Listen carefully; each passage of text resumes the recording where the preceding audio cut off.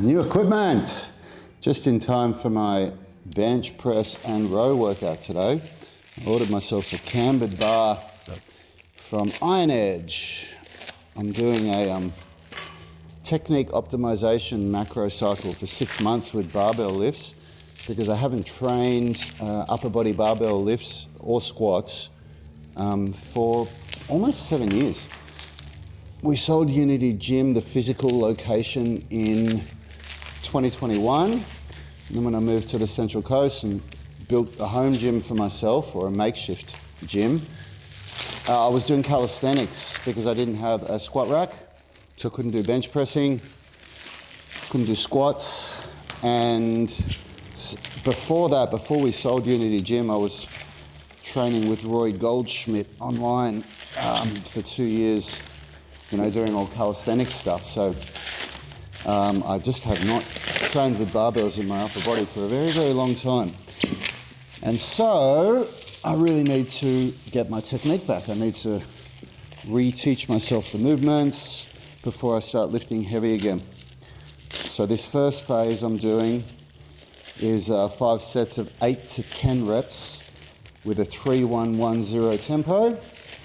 So a pause in the hardest part of the position, which really helps to build the technique. It helps you to really own the movement. And I don't have 2 barbells, so I didn't want to have to be replacing the weights, all the time with, and lifting the barbell off a rack and everything like that, going from row to bench press. And I thought, well, if I'm going to get a second bar, I'm going to get a cambered bar, because these things are so good for rowing.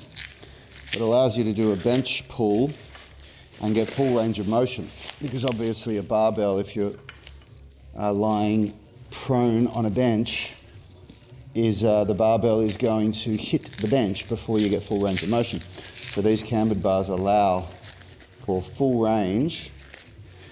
And bench rows are such a good exercise because they eliminate your ability to kip, to, pull with your body moving. You're stuck on the bench and you're going to have to pull with muscle, which is the goal, of course. So I got myself this new barbell, and it arrived just in time. It arrived about an hour ago, and I've kind of been delaying my workout because I was getting the notifications that it was coming, and here it is, wrapped in a hell of a lot of bloody plastic, of course. We've been shopping with Iron Edge Australia for many, many years now. A very trusted company for me. They're really good stuff.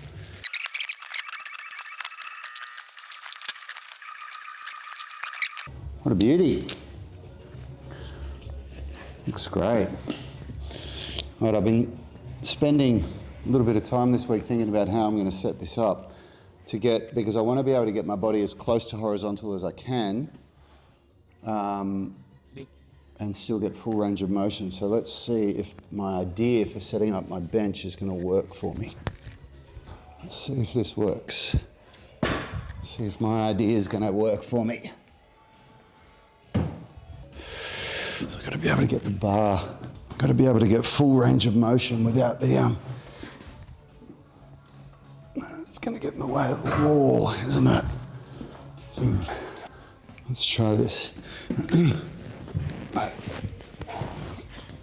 man, these benches are not light.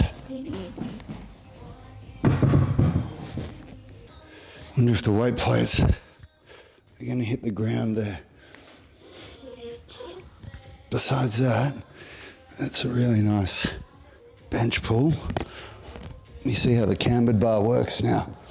It allows you to get that full range. All right, let's put some plates on and see if I need to elevate the front or not. This is probably one time where not having bumper plates might work well. All right. Oh, it looks good. Yeah, that's good. It's going to be hard for me to pick up, so I'm going to have to work that out. Maybe if I bring it back there. That's good.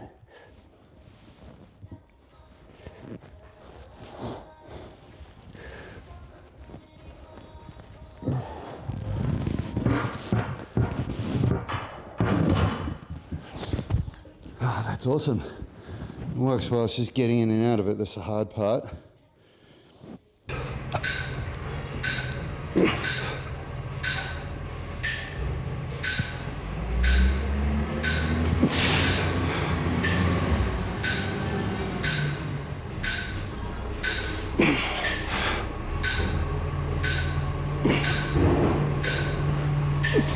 Right, got to record my reps and weight in our app. So I'm always doing some kind of flexibility work on the other end of the body during recovery. So while I'm doing this loaded butterfly, the muscles in my upper body are recovering just fine, and I'm just making use of the time and getting flexibility work done instead of just sitting around and doing nothing. We'll see how I go. I'm really excited for this cambered bar. Being able to do bench pulls, it's a massive, well actually the whole thing, being able to do bench press and bench pulls now in my new gym is just such a massive, massive upgrade for training. I'm really excited to see what these 6 months brings. Focusing on technique optimization and raw strength development and muscle hypertrophy. So I'm using undulating periodization. So this month, this 4-week phase is 8 to 10 reps with a 1-second pause, 3-second eccentric. Next 4-week phase is 5 reps, 5 by 5. So increasing the weight, reducing the volume, with still a pause. And then same thing going on for the next 4 months. Different tempos, different rep ranges. All right, here we go. So the only real problem with this, but you just got to make do with what you got, is that I need to move the bench every round. But we work with what we've got, and this is what I've got. So I'm going to make it work. But I think I found a way to get to the barbell easier. Set it up a bit crooked. All right, here we go. Let's see how this works.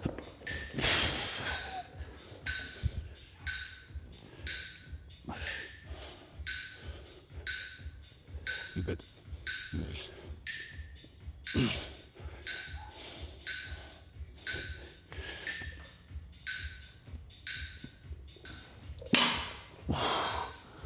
Woo! Oh, that works. So good. Full range rowing, no kipping, maximum muscle contraction. Feels so good. You can really feel all those upper back muscles firing up. Very exciting.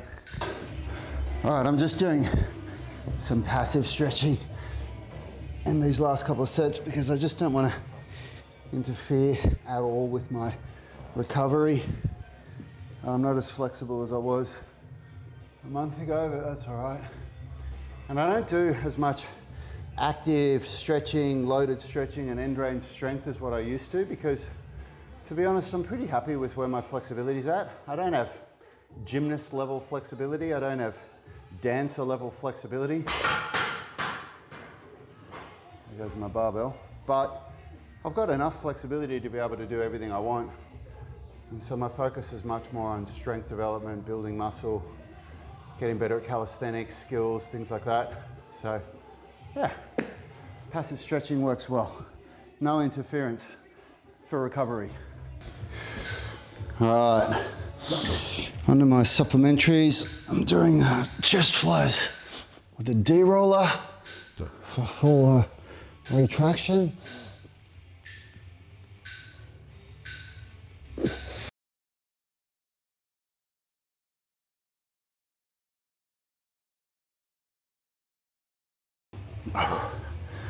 So if you didn't know, the D-roller allows my scapula to fully retract, so I get more range of motion.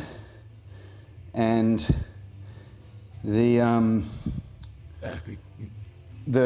external rotation on the way down and the internal rotation on the way up. So the pecs are an internal rotator of the shoulder as well as a adductor, horizontal adductor. To take them through full range of motion, going in a chest fly like that is actually really beneficial.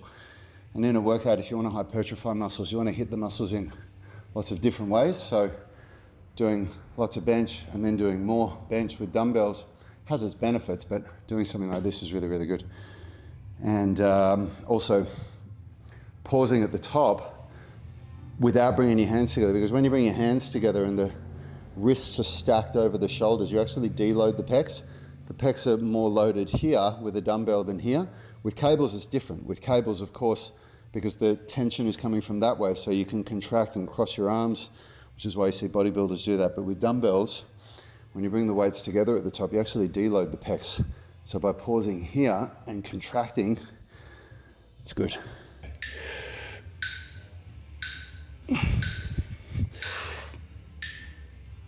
Actually, I think I'm doing it this way.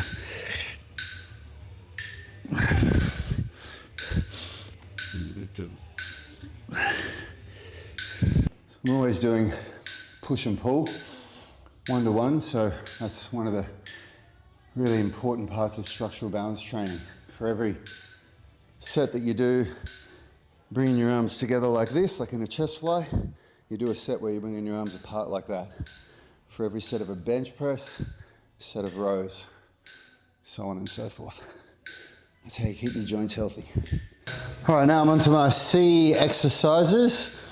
My rotator cuff and scapular stabilizer work. And I've zoomed the camera out so you can see my makeshift cable machine. I've got these, this is just 2 of these cable pulleys from Amazon. And I've got one tied to the bottom of my rig and one tied to the top, and then link them together. I had a pretty B-grade home gym for the last 4 years, but you know, just make do with what you got. And now I've got a pretty awesome home gym, but I still don't have a cable machine. And my final supplementary exercise is the T-raise.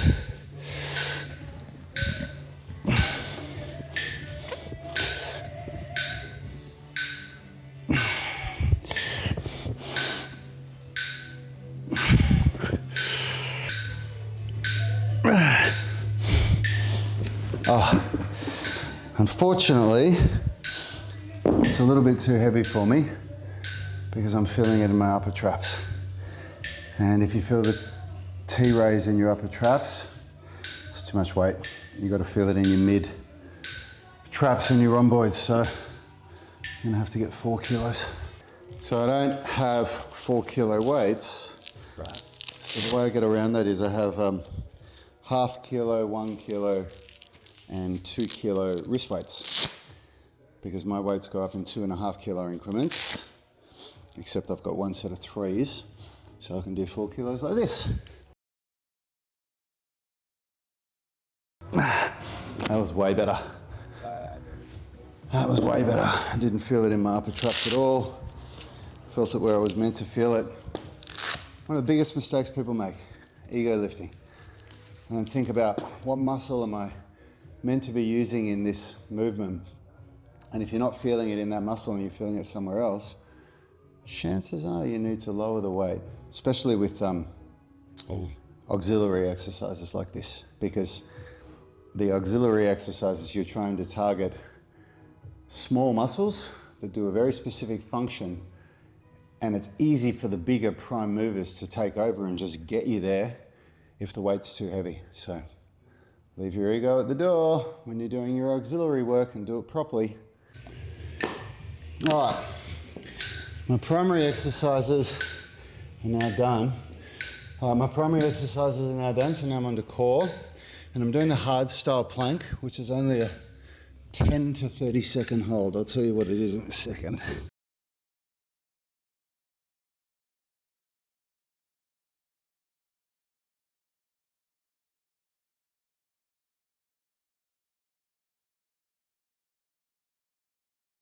All right, I'm just going to do 10 seconds for the time being. So, a hard style plank is where you do a plank, but you contract everything. So, everything.